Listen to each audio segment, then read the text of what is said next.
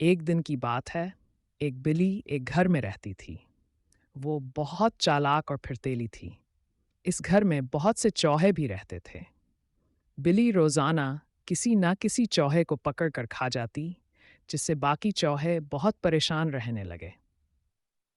چوہوں نے ایک دن مشورہ کیا کہ ہمیں کچھ کرنا ہوگا، ورنہ ایک دن ہم سب بلی کی خوراک بن جائیں گے۔ ایک چالاک چوہا بولا، کیوں نہ ہم بلی کے گلے میں گھنٹی باندھ دیں؟ جب بھی بلی چلے گی، گھنٹی بجے گی اور ہم وقت پر چھپ جائیں گے۔ سب چوہے خوش ہو گئے اور تالیاں بجائیں، لیکن ایک بوڑھا اور عقلمند چوہا بولا، یہ سب تو ٹھیک ہے، مگر سوال یہ ہے کہ بلی کے گلے میں گھنٹی کون باندھے گا؟ سب چوہے ایک دوسرے کی طرف دیکھنے لگے۔